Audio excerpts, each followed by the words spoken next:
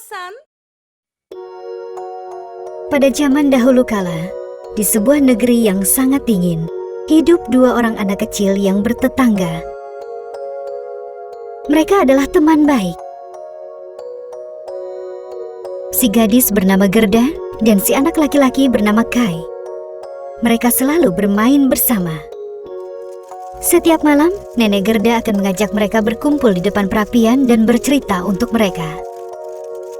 Malam itu, Nenek bercerita tentang Sang Ratu Salju. Anak-anak, Ratu Salju adalah perempuan yang sangat cantik. Matanya berwarna hijau, tapi dia juga sangat jahat. Dia akan menggunakan kereta saljunya untuk menipu anak-anak, menangkap mereka dan merubah mereka menjadi patung es. Seperti rambutnya, hatinya juga terbuat dari es. Nenek itu sangat menyeramkan. Bagaimana kalau dia datang ke rumah kita? Kita harus bisa melindungi diri darinya. Anak-anak, ini adalah kisah nyata. Tolong jangan pernah naik ke kereta salju bersama orang asing. Jika kau lakukan itu, hal buruk akan terjadi kepadamu. Keesokan harinya, Kai dan Gerda pergi bermain balap kereta di pinggir kota yang tertutup salju. Kai masih memikirkan tentang cerita nenek. Gerda, saat aku tidur semalam, aku memikirkan sesuatu. Aku ingin tahu apakah Ratu Salju bisa meleleh. Jika kita bisa membawanya dekat perapian, mungkin kita bisa melelehkannya. Dengan begitu mantra yang ia ucapkan ke semua anak-anak yang membeku itu bisa terangkat dan mereka bisa bebas. Kai, tolong pelankan suaramu. Mungkin dia bisa mendengar kita, dan dia sangat marah. Kita harus hati-hati. Aku akan melelehkan Ratu Salju. Faktanya adalah Ratu Salju bisa dengarkan apapun termasuk bisikan dari manapun. Setelah mendengar suara tawa dan ejekan Kai, Ratu Salju memutuskan dia akan membawa Kai ke istananya dan merubahnya menjadi patung es untuk selamanya. Dia langsung mengirim kereta salju dengan rusa yang indah ke tempat anak-anak itu berada. Oh, astaga, itu kereta yang sangat indah. Menurutmu kita harus naik dan mencobanya, Gerda? Menurut cerita, Ratu Salju juga memiliki kereta, tapi tidak mungkin yang ini. Lihat betapa indahnya ini. Dilapisi perak dan sangat bersinar. Tidak, Kai. Jangan naik. Ingat apa kata nenek?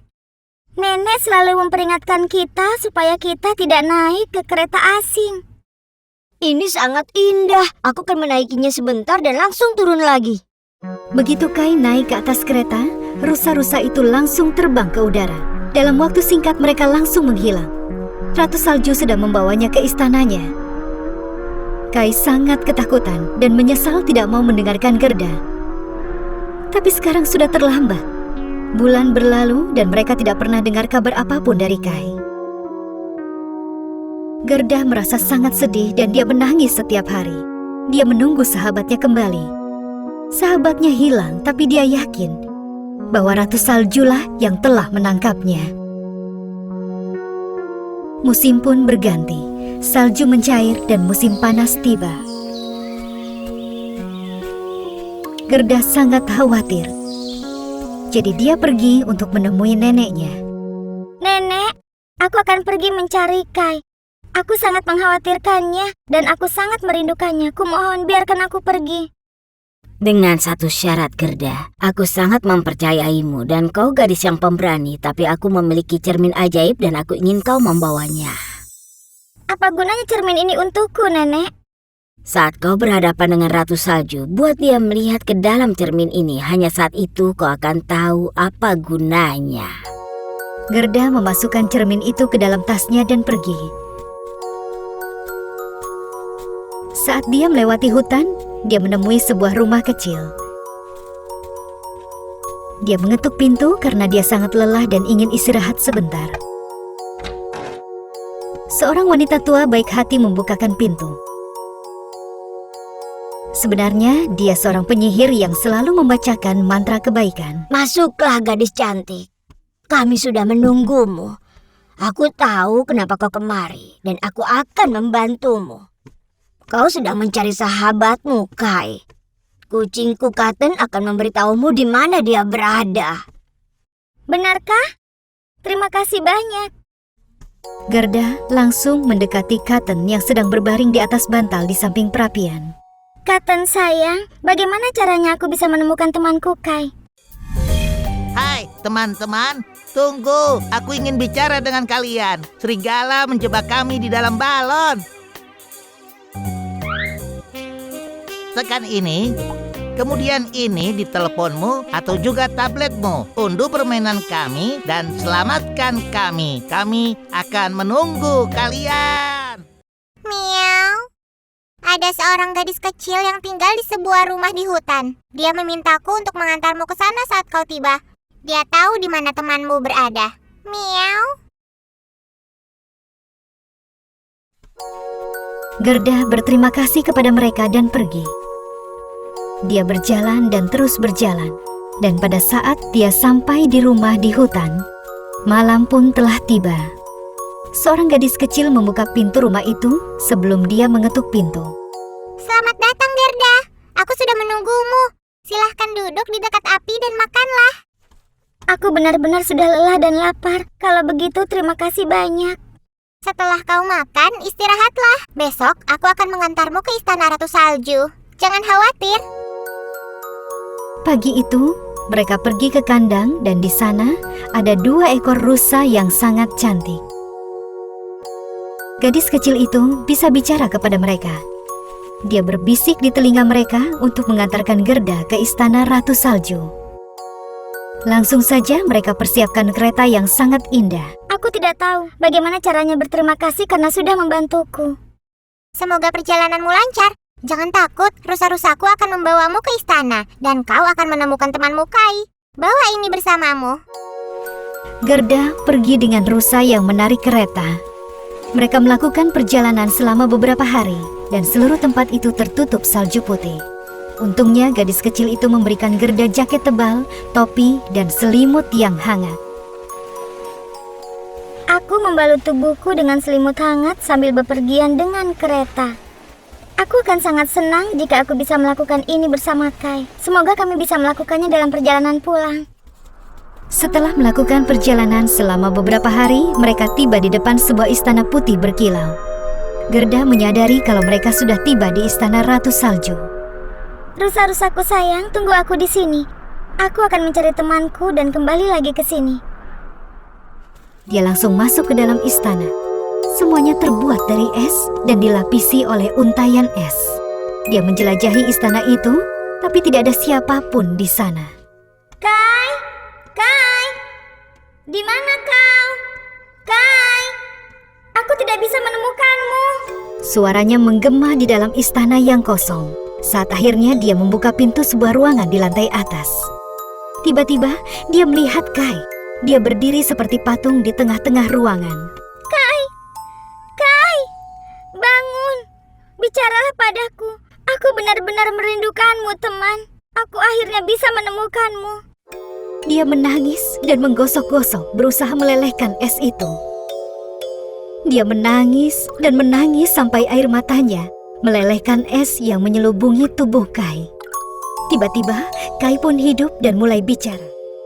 Gerda, aku tahu kau akan datang mencariku. Aku juga sangat merindukanmu dan aku sangat senang bisa bertemu denganmu. Kita akan bicarakan soal itu nanti, Kai. Kita harus pergi dari sini sekarang juga. Saat itu, Ratu Salju kembali ke istananya dan masuk ke dalam ruangan tempat mereka berada. Dia sangat mengerikan. Gerda akhirnya bisa melihatnya untuk pertama kali.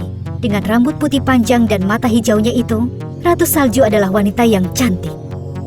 Ratu Salju mulai berteriak marah. Beraninya kau memasuki istanaku tanpa izin dan melelehkan patungku. Sekarang giliranmu, kau yang meminta ini.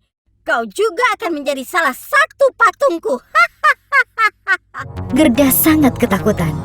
Tapi dia tahu dia harus bisa menghadapi Ratu Salju. Tiba-tiba dia ingat dengan cermin yang diberikan oleh neneknya. Aku tidak pernah melihat seseorang secantik dirimu. Tapi sayangnya, hatimu sama sekali tidak cantik. Aku merasa kasihan padamu. Kau bisa mengubahku menjadi patung es jika kau mau. Tapi nenekku memberikanku sebuah cermin. Bisakah kau melihatnya sebentar?